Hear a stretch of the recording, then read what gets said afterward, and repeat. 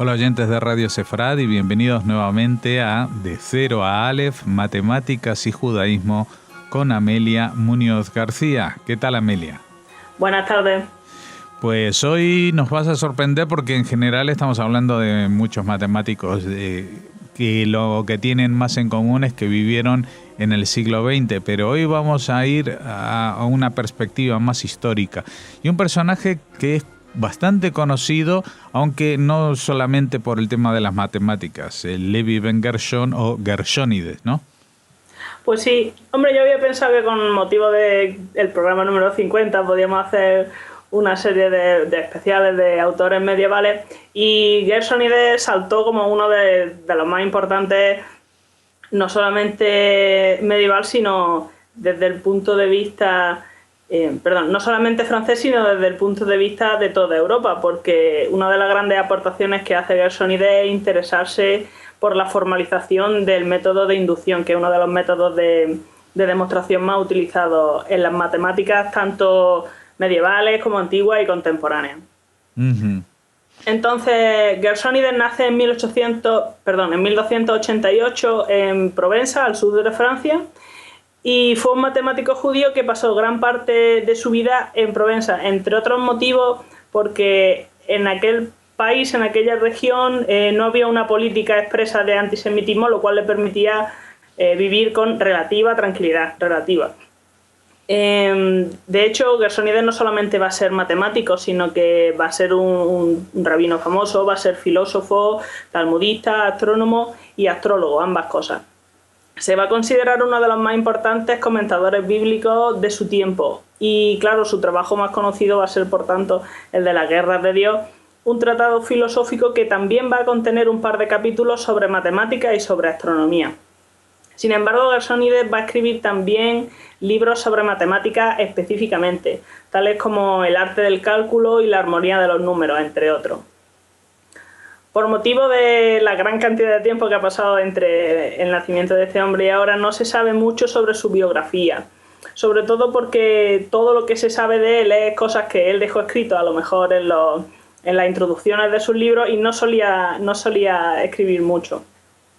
Lo que sí se puede afirmar con cierta seguridad es que venía de una familia de eruditos con antepasados españoles, como Nachmanides, 1194-1270, que fue un rabino y filósofo español. Y bueno, también se sabe que padre y abuelos se habían estado dedicando a estudios bíblicos y se habían interesado por la ciencia en general. Y es normal que con estos antecedentes, podríamos decir, no es extraño que tuviera acceso a una amplia biblioteca que incluía textos como los trabajos de Abraham Ibn Ezra y etcétera, que provenían de la península ibérica, de lo que habían estado haciendo los españoles, podríamos decir, durante 1200, durante el siglo XIII. También se sabe con seguridad que vivió en Orange gran parte de su vida, que estaba en el sur de Francia, como he dicho, y al ser un país independiente de Francia y guardar buenas relaciones con el papado, de hecho, Aviñón va a llegar a alojar la Santa Sede durante un breve periodo de tiempo, y por el hecho de que los papas mantenían unas buenas relaciones con las comunidades judías, Gershon va a poder vivir sin tener que preocuparse continuamente por el hecho de que vayan a expulsarlo de su casa. De hecho, la comunidad judía de la Provenza se desarrolló hasta llegar a ser un centro intelectual de gran importancia y va a tener una base de libros en hebreo muy completa, provenientes en parte por aquellos que habían salido de la península ibérica y se habían asentado allí, y otros que habían ido llegando a base de traducciones y de intercambios. A título personal, Gershon mantenía buenas relaciones con los líderes tanto cristianos como judíos. Por ejemplo, el libro La armonía de los números se la va a dedicar al obispo de Meux, y un par de libros suyos se los va a dedicar al Papa Clemente VI, sobre senos, cuerdas y arcos, y el Tratado de Instrumentos Astronómicos. La última gran incógnita sobre la vida de Gershon que nos queda es quién fue su maestro, quién le enseñó matemáticas.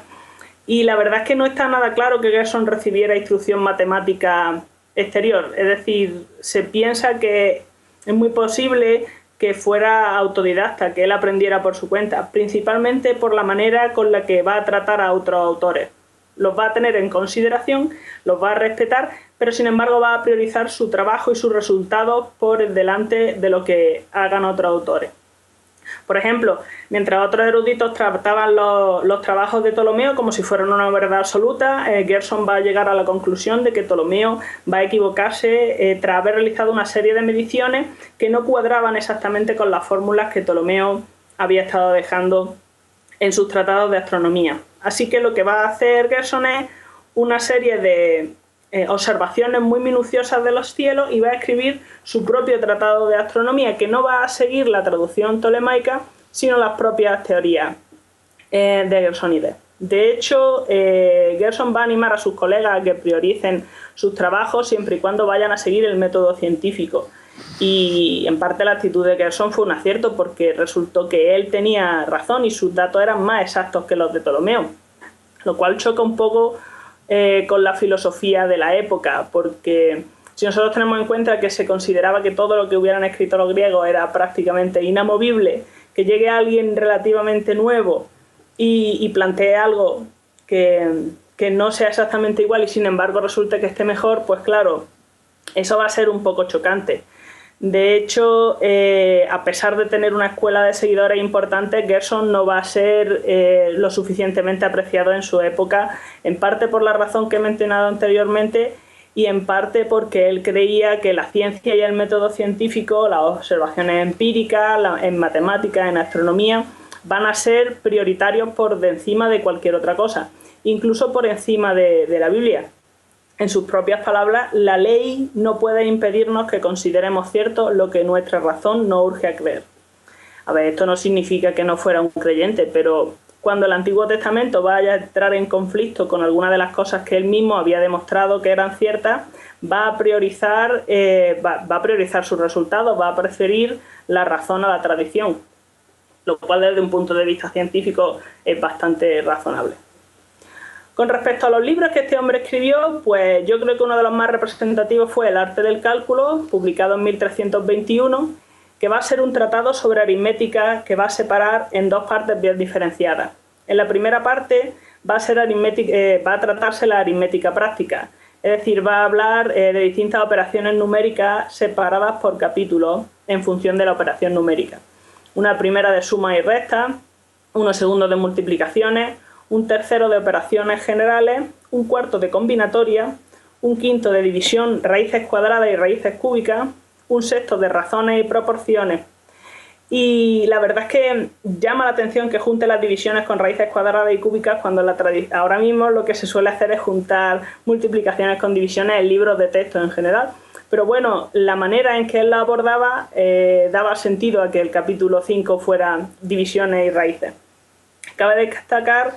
que los apartados sobre identidades algebraicas y coeficientes binomiales van a estar incluidos en esta parte y sin embargo tienen cierta carga teórica. Para la segunda parte lo que va a presentar es resultados mucho más teóricos y va a incluir algunas de las primeras demostraciones matemáticas por el método de inducción, que él va a llamar jádraga o paso a paso, o ladera escalonada. Bien, la inducción es un método matemático de demostración muy poderoso por la gran cantidad de situaciones donde se puede emplear y que se va a usar principalmente para fórmulas que dependen de un parámetro que puede adquirir un valor natural, es decir, los valores 1, 2, 3, etc. La idea es que vamos a poder utilizar ese parámetro para ordenar los elementos de menor a mayor y entonces solamente basta con comprobar dos cosas. Primero, que el primer elemento de nuestro conjunto va a cumplir la propiedad que queremos demostrar. Y segundo, que si coges uno cualquiera y supones que ese cualquiera va a cumplir la condición, el siguiente también va a cumplirlo. De esa manera, valga lo que valga el parámetro, vamos a saber que la condición se cumple siempre. Gerson, que previamente había visto en otros libros de otros autores razonamientos parecidos a la inducción, pero sin llegar a ser propiamente inductivo, no estaba formalizado, vio el potencial del método y se decidió a formalizarlo. Va a ser uno de los primeros que intenta establecer unas directrices o reglas para utilizar la inducción, una sistematización del método, podríamos decir, y por eso se le puede considerar uno de los padres de la inducción.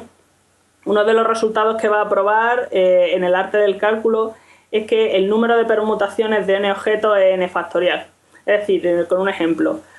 situaciones del tipo de cuántas formas distintas pueden sentarse 8 personas en una fila de butacas, se van a poder resolver de esta manera.